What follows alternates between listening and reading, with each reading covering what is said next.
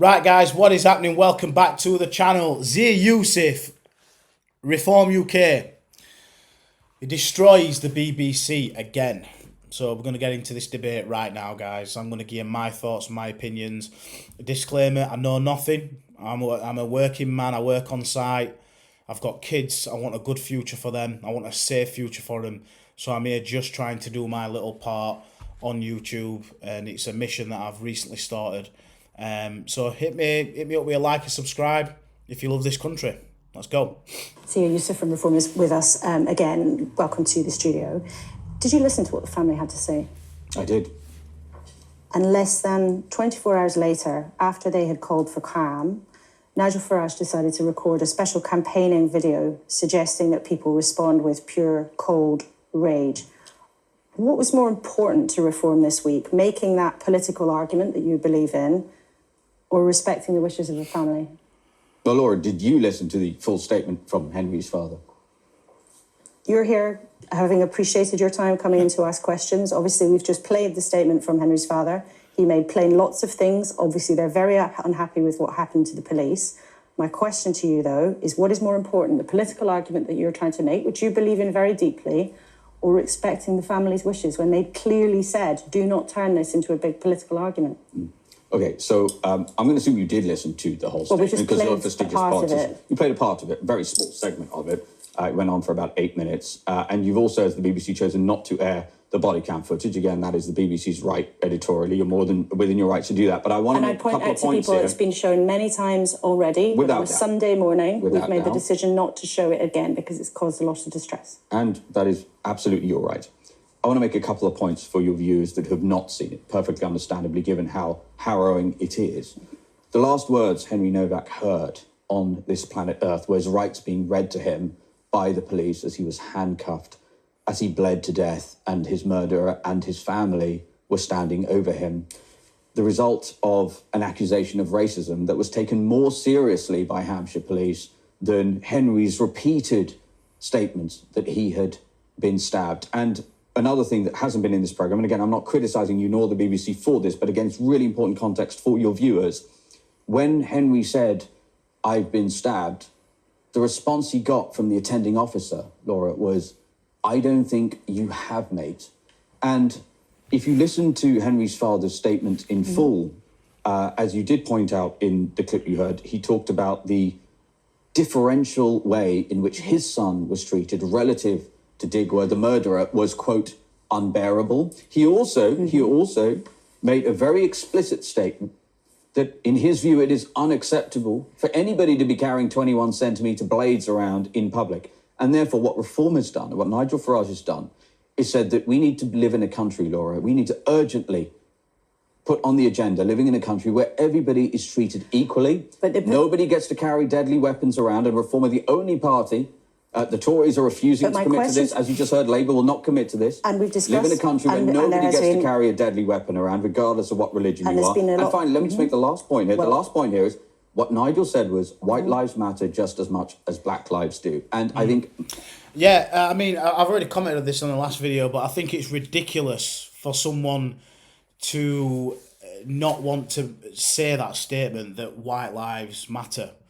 You know, I remember when the BLM, all that BLM bullshit were going about, and there was a guy that had a sign in America saying white lives matter, and he were getting chased out of neighbourhoods, in black neighbourhoods, because they were all calling him racist. Because apparently you're not allowed to say that white lives matter because it is deemed as being racist, which is absolutely crazy. It's crazy to think that you're all right to say black lives matter, you're all right to damage statues of Winston Churchill and every other statue, you're all right to ransack through streets of London and protest, and in America, and you're all right to say Black Lives Matter after George Floyd, but you're not all right to say it when an 18-year-old boy dies by hands of an Indian man and the police. You're not allowed to say it. It's absolutely disgusting. I defy you to tell me that the vast majority of your viewers disagree with that statement. But my question to you is, what was more important to you as a party, making that political argument or respecting the wishes of a grieving family? And I would say we've talked to the family's representatives this weekend, And they have said they would like to reiterate that they did not want this to cause division in the last few days. So what was more important to you as a party? Making this political argument, as Nigel Farage did, within 24 hours, recording what he called an emergency address, making a very political point on a very sensitive issue where he said we're living in a two-tier culture in this country where the rights and privileges of white people matter less than those of ethnic minorities. So I'll ask you the same question again. What was more important to you, respecting the family's wishes or making a political argument?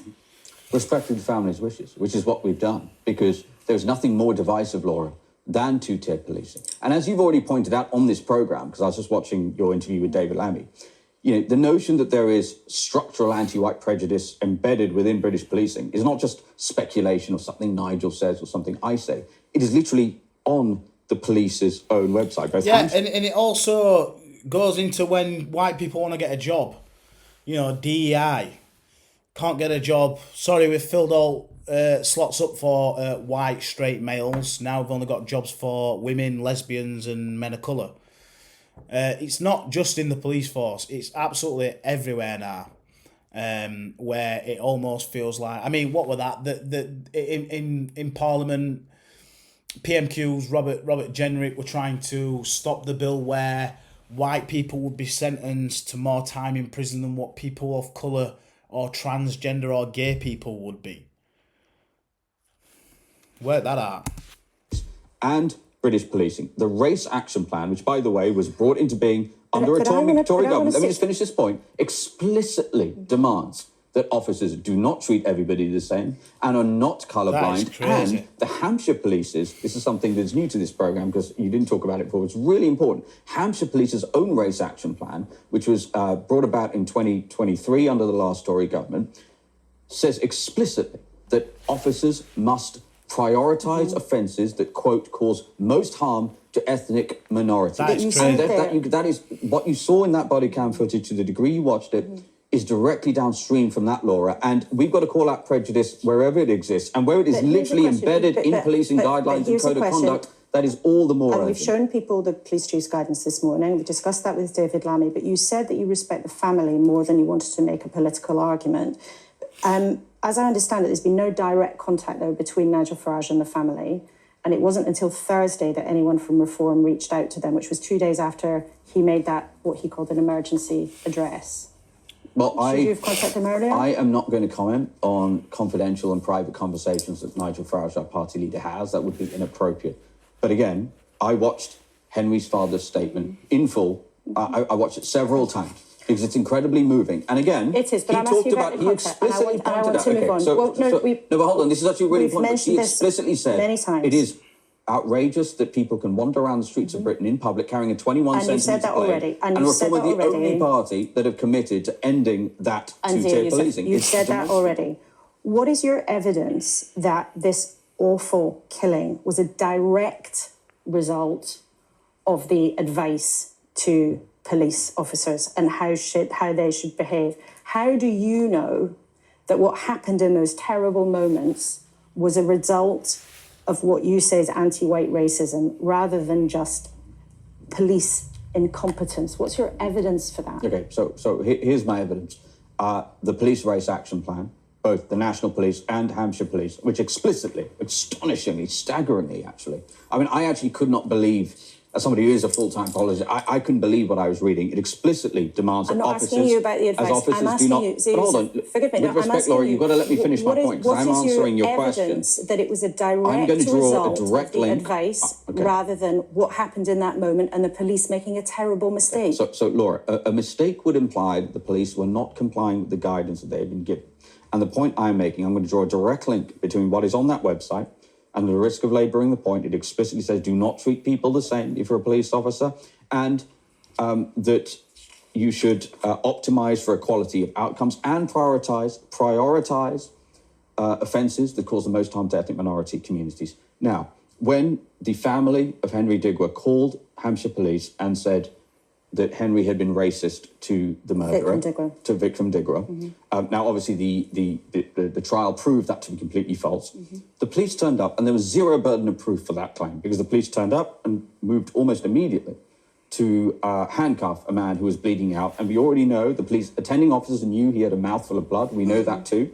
And if you tell police officers that there will be, quote, zero tolerance for any form of racism or defiance of these guidelines, and you must prioritize the concerns of ethnic minorities and do not treat everybody the same and do not be colorblind. Those are direct quotes from the guidelines. Then the logical conclusion, Laura, is what you saw in the body count. And this is a really important point, because when people talk about not politicizing things, the only way, literally, that we can ensure that we do not have another situation like the tragedy of Henry's death is through political means. And that's why we're going to continue to make the arguments, and nobody's going to guilt trip us into not making these arguments. Do you think Yeah, so, look, there we have it. Again, the BBC, British bashing corporation,